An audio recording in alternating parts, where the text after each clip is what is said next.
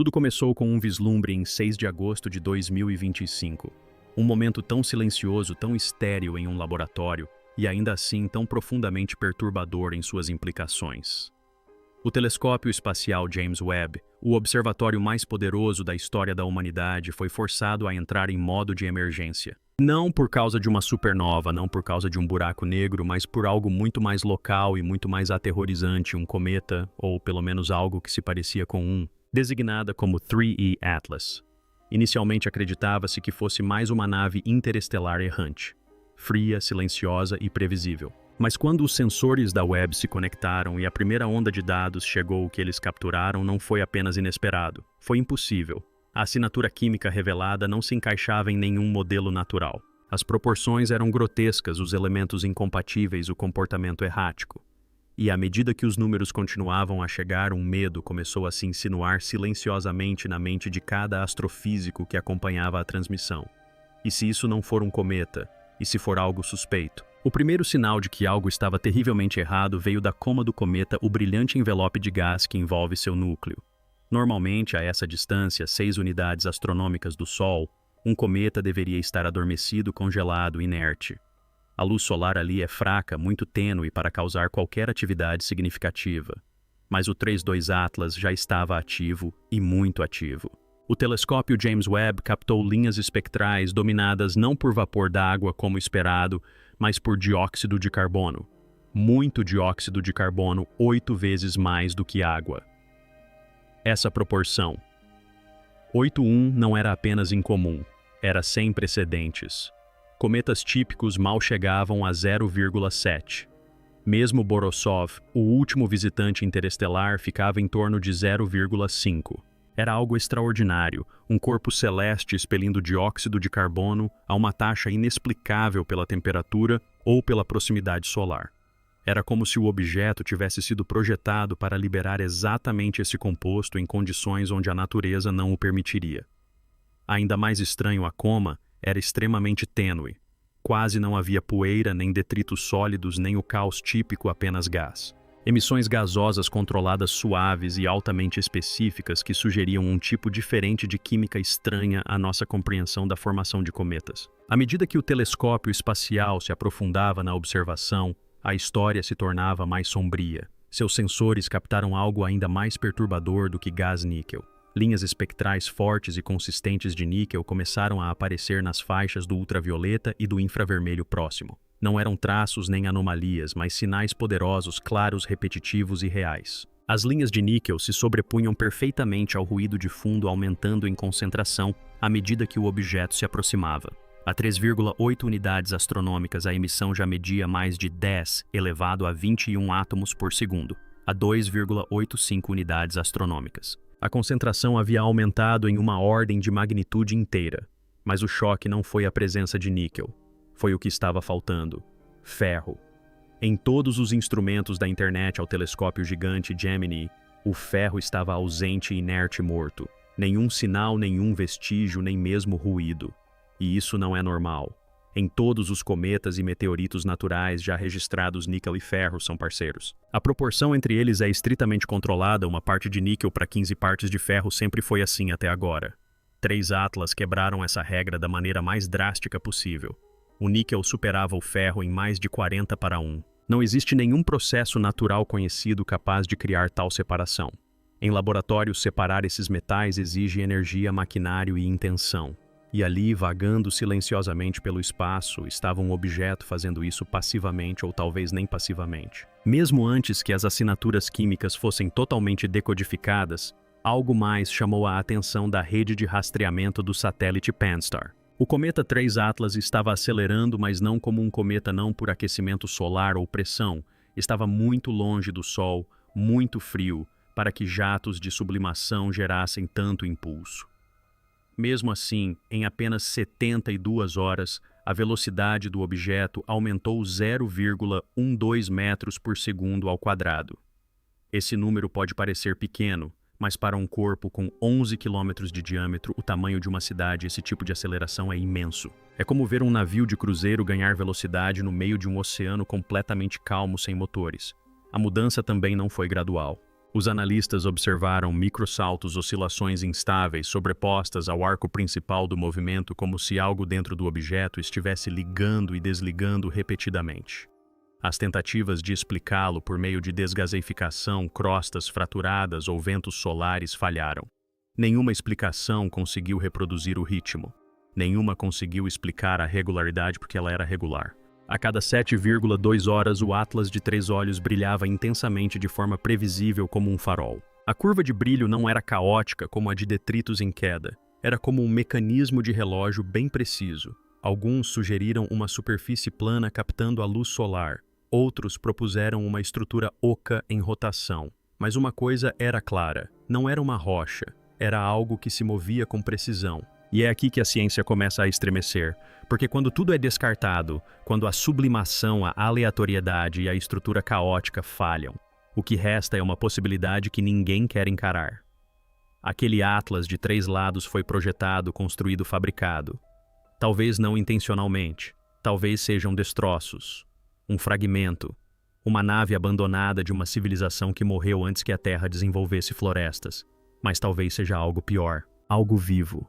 Uma sonda ainda ativa, um mecanismo ainda respondendo, um sistema que nos vê e não se importa, um que segue uma trajetória não definida pela natureza, mas por um projeto, porque nenhum cometa deveria despertar no congelamento profundo, emitir níquel metálico sem ferro, acelerar sem combustível e girar com ritmo mecânico. E, no entanto, aqui está ele fazendo tudo isso diante de nossos melhores instrumentos sem fazer nenhum esforço para se esconder. A intervenção do James Webb não foi apenas uma reação técnica, foi um sussurro de pânico, um consenso tácito de que aquilo não era normal, que talvez fosse a primeira vez que estávamos olhando diretamente para máquinas alienígenas. E mesmo que estivéssemos errados, o simples fato de não conseguirmos mais distinguir uma da outra já era um alerta. À medida que os dados de aceleração geravam debates entre os observatórios, surgiu um novo fluxo de informações ainda mais difícil de descartar como natural a curva de luz. Dados fotônicos do Gemini Sul no telescópio espacial de teste revelaram um aumento periódico de brilho de 3 atlas de luz a cada 7,2 horas. Isso em si não seria tão incomum. Muitos cometas e asteroides giram e refletem a luz solar em padrões repetitivos. Mas essa não era uma rotação caótica. Os picos de brilho eram nítidos demais, precisos demais. Não desapareciam gradualmente nem cintilavam irregularmente como a rotação de uma rocha irregular. Apareciam e desapareciam como um farol acendendo e apagando em intervalos perfeitos. Mesmo quando as emissões de gás aumentavam e o objeto acelerava, esse ritmo de luz não mudava. Mantinha seu ciclo como um metrônomo. Essa estabilidade sugeria algo muito mais estruturado, algo que não estava apenas respondendo à luz solar aleatoriamente, mas reagindo com precisão. Alguns teorizaram que poderia ser uma vela solar, uma estrutura refletora ampla projetada para captar a radiação solar. Tal sistema poderia, em teoria, explicar tanto a aceleração quanto o padrão regular de oscilações. Outros propuseram uma plataforma giratória com painéis planos, mas todos concordaram o comportamento não correspondia a nenhum objeto natural conhecido. Não se tratava de uma rotação, era um sinal, um pulso mecânico. E a cada passagem sussurrava a mesma mensagem aos instrumentos que observavam da Terra: eu não sou o que vocês pensam que eu sou. O momento em que tudo mudou não veio do objeto em si, mas do pessoas observando. Em 6 de agosto, às 2 horas, 11 GMT, observatórios terrestres enviaram um alerta para o Centro de Controle Online. Os dados espectrais provenientes de outros telescópios não podiam ser ignorados. Emissões de CO2, altíssimas leituras de metais disparando e uma curva de velocidade repentina sem qualquer explicação gravitacional. Foi então que aconteceu. A intervenção de emergência é um protocolo extremamente raro que interrompe todas as observações programadas e desvia o telescópio espacial James Webb de sua missão de longo prazo para investigar uma única anomalia. É uma manobra que consome tempo, combustível e orçamento preciosos, e só foi executada algumas vezes desde o lançamento do telescópio e nunca antes para um objeto interestelar. Em poucos minutos, a cadeia de aprovação ultrapassou comitês, ignorou cronogramas do projeto e chegou diretamente à mesa do cientista responsável. A aprovação precisava ser unânime e foi. A rede geoestacionária se adaptou. Seus instrumentos foram recalibrados e às 2 horas e 17 minutos de Greenwich, O instrumento NIRP se focou no cometa 3.2 Atlas. O que chegou naqueles primeiros pacotes de dados não era apenas estranho, era histórico. Os espectros não mostravam a assinatura gelada de um cometa. Revelavam uma composição química do carbono tão extrema, tão volátil, que fazia todos os corpos conhecidos do sistema solar parecerem inofensivos. A decisão de ignorar o sinal não foi apenas uma escolha científica. Foi um alarme silencioso. O telescópio mais avançado já construído havia acabado de pausar o cosmos para perseguir uma máquina. Quanto mais os cientistas analisavam os dados de Webb, mais difícil se tornava encontrar algo familiar. A proporção de dióxido de carbono para a água estava completamente fora de sintonia. Mas foi o perfil metálico que quebrou todas as regras. Em todos os cometas, asteroides e meteoritos já estudados, ferro e níquel viajam juntos. Eles nascem nas mesmas forjas estelares, unidos pelas leis da física e fundidos em explosões ancestrais. A proporção pode variar ligeiramente, mas a parceria é absoluta. Não aqui. Em 3 Atlas, o níquel estava por toda parte e o ferro havia desaparecido. Não reduzido, não mascarado, simplesmente desaparecido. Todos os testes deram negativo. As equipes de espectroscopia ultravioleta cruzaram dados com mais de uma dúzia de linhas espectrais conhecidas do ferro. Nenhuma apareceu. O níquel, por outro lado, iluminou o espectro como um holofote com comprimentos de onda empilhados em 3.415, 3.524, 3.769 angstroms e outros claramente acima do ruído. O único processo conhecido capaz de tal separação em laboratório envolve química de alta energia, pressões industriais e controle preciso. A equipe propôs uma explicação à presença de carbonal de níquel, um composto volátil que vaporiza a apenas 43 graus Celsius. Mas mesmo essa molécula é rara e não explica a ausência total de ferro.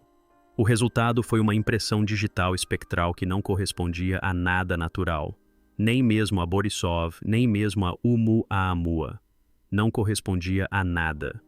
Uma composição química tão distorcida, tão deliberada, que até as vozes mais conservadoras começaram a perguntar que tipo de lugar, que tipo de mundo ou que tipo de tecnologia poderia formar isso. A parte mais estranha desse mistério que se desdobra não vem do espaço sideral. Vem da Terra, em museus, em tumbas, em textos antigos que falam de ferro vindo do céu. Os egípcios o chamavam de metal celestial.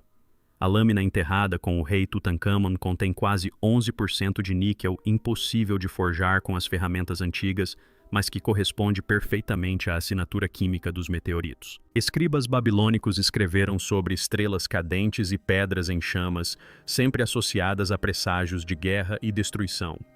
Em todo o antigo Oriente Próximo, artefatos de elite, anéis, contas, adagas parecem ter sido feitos de metais mais ricos em níquel do que qualquer minério terrestre.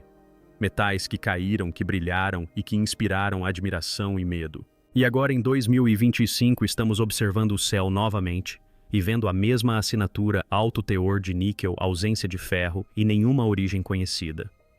O padrão Widman, as faixas cristalinas que ocorrem apenas em metais formados no espaço, está gravado em relíquias mais antigas que cidades. Historiadores e físicos agora se perguntam: ninguém jamais ousou. E se esses artefatos não fossem apenas fragmentos meteóricos, mas evidências de contato? E se esses metais não fossem apenas detritos estelares, mas fragmentos de algo que já havia existido antes e passado por aqui?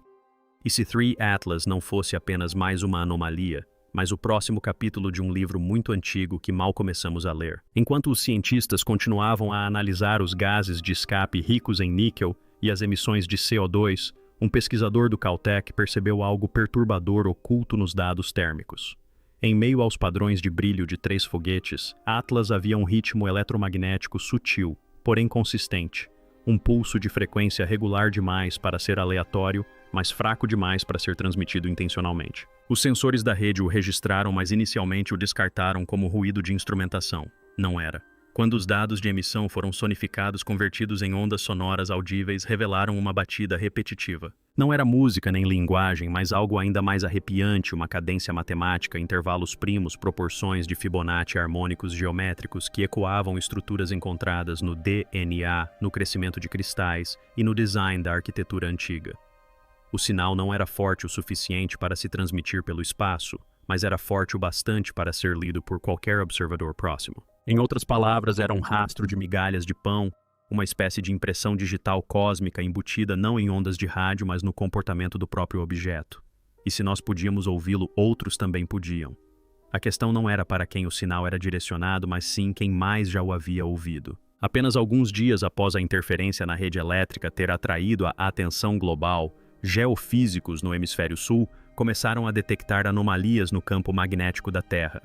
Inicialmente descartadas como flutuações causadas por atividade solar insignificante, a verdade tornou-se mais difícil de ignorar. Em vários locais, Antártica, Argentina, Austrália Ocidental, pulsos idênticos de ULF, frequência ultrabaixa, foram registrados espaçados em intervalos perfeitos de 7,2 horas, correspondendo exatamente à periodicidade da curva de luz de 3 telescópios Atlas. Esses pulsos não seguiam o padrão de tempestades solares ou raios. Elas não se originavam de cima, mas do interior da própria Terra, e mais refletiam a estrutura da frequência térmica oculta nas emissões do objeto. Algo nas profundezas da Terra começara a ressoar não alto, não violentamente, mas ritmicamente, como se respondesse, se coordenasse como um diapasão captando o zumbido de uma canção esquecida. A ideia de que os sistemas ancestrais da Terra, tectônicos, eletromagnéticos e até biológicos, possam se sincronizar com algo que esteja passando pelo sistema solar é aterradora. Não porque implique perigo, mas porque implica história. Que esta não seja a primeira vez que a Terra já tenha captado essa frequência.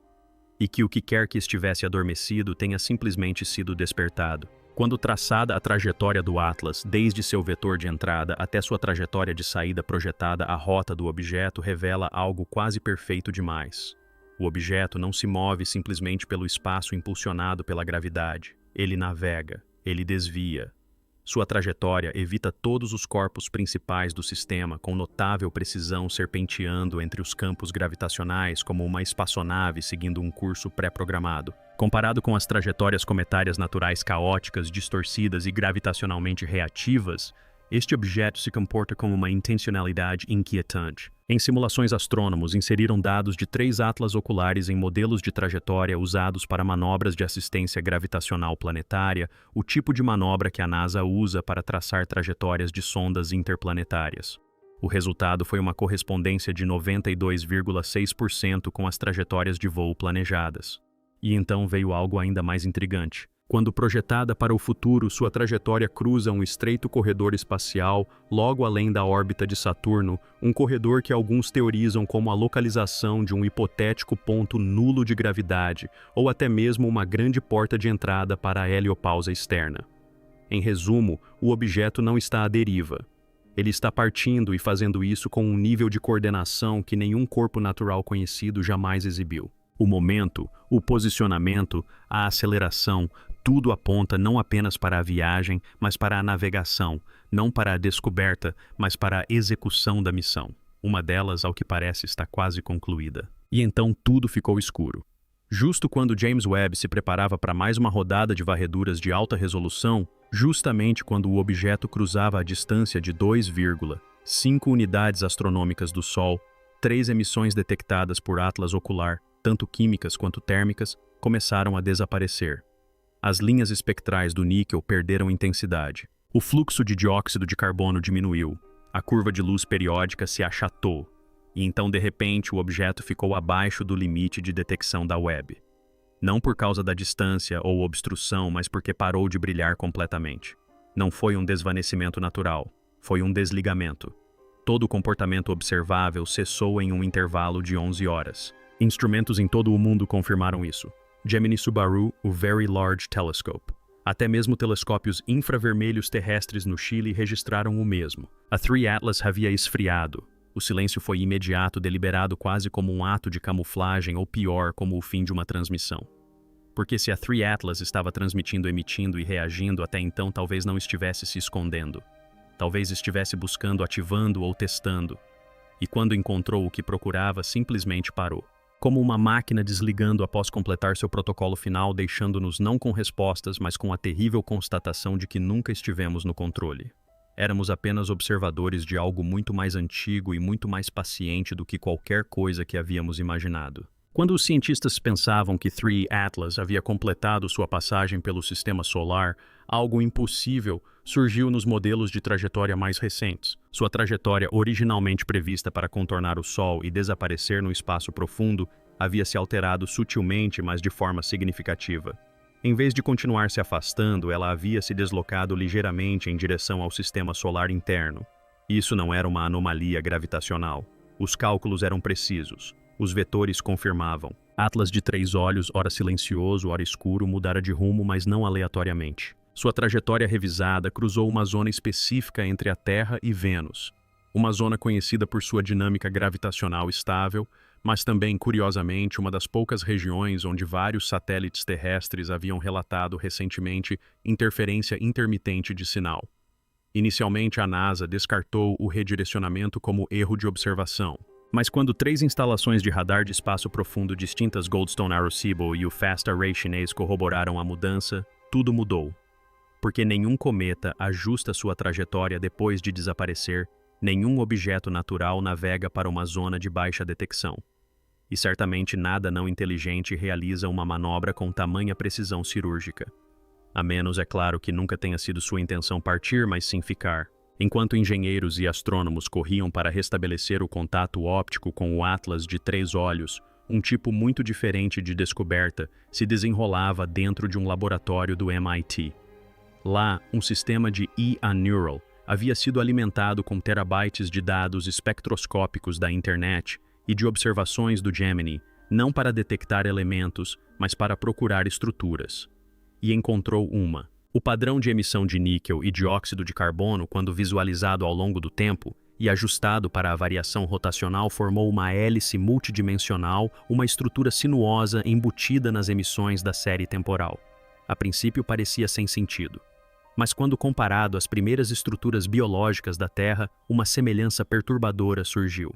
Cadeias primitivas de RN, a não correspondências perfeitas, mas paralelos geométricos, recursões, dobras, proporções o suficiente para fazer os biólogos moleculares refletirem.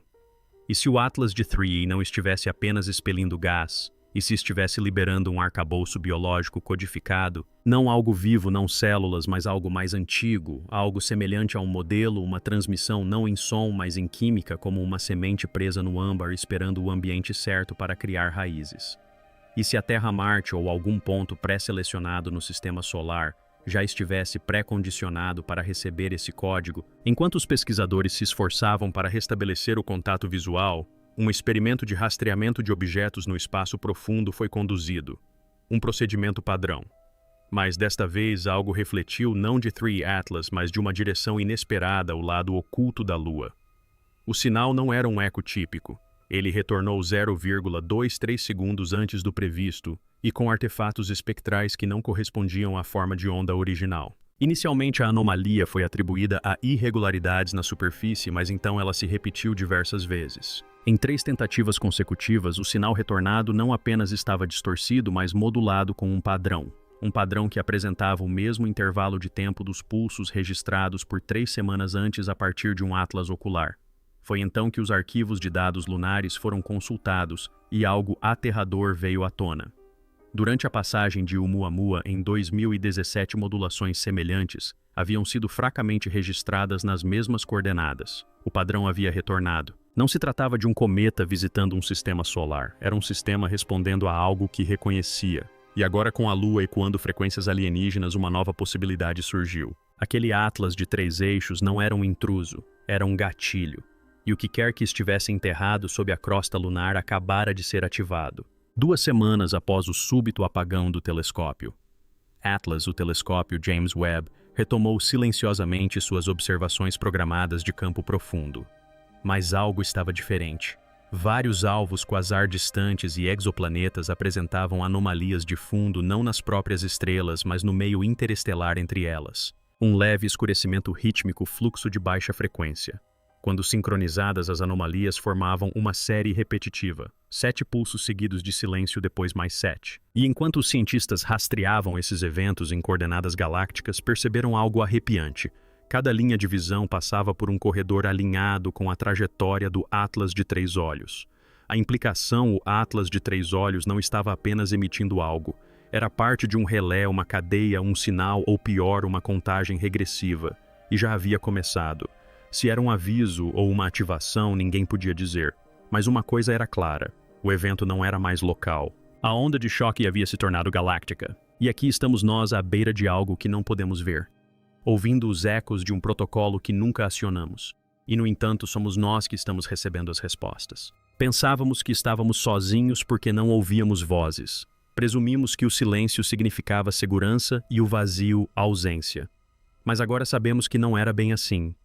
O telescópio James Webb não detectou apenas um objeto estranho. Ele registrou a execução de um programa, uma trajetória perfeita demais, uma reação química precisa demais, uma frequência rítmica demais. O 3,5 Atlas não estava transmitindo uma mensagem, estava executando uma sequência que alterou a gravidade ao seu redor, uma sequência que ecoou da Lua, uma sequência que desencadeou tremores eletromagnéticos nas profundezas do nosso planeta. E agora nos deparamos com a verdade não dita, a verdade que escapa pelas frestas dos relatórios oficiais e sussurra em laboratórios noturnos. Este não foi nosso primeiro contato. Pode até não ser contato algum, porque isso parece menos comunicação e mais uma recalibração. E se o terceiro Atlas não tivesse sido projetado para nos envolver, mas para despertar algo mais? E se tivesse vindo aqui não para explorar, mas para marcar uma caixa, entregar um código, testar uma conexão, confirmar se uma ligação inativa ainda funciona? E uma vez feito isso, simplesmente parou. Não foi embora. Misturou-se ao silêncio, ao sistema, aos lugares que já não procuramos. E esse é o horror final. Não que tenhamos visto algo vivo, mas que tenhamos testemunhado a maquinaria de algo muito mais antigo, concluindo uma tarefa que nem sequer conseguimos começar a compreender. E agora o que quer que venha a seguir foi posto em movimento muito antes de construirmos nosso primeiro telescópio. Inscreva-se porque o próximo objeto não vai bater à sua porta. Ele simplesmente chegará. Ative as notificações para não ser o último a saber quando o céu responder. Compartilhe este vídeo com alguém que ainda acha que o espaço é vazio. E conte para nós nos comentários, você acredita que o Atlas dos Três Olhos é o começo ou a continuação de algo que já deixamos passar, porque às vezes as descobertas mais assustadoras não são as que vemos, são as que estavam esperando que as víssemos.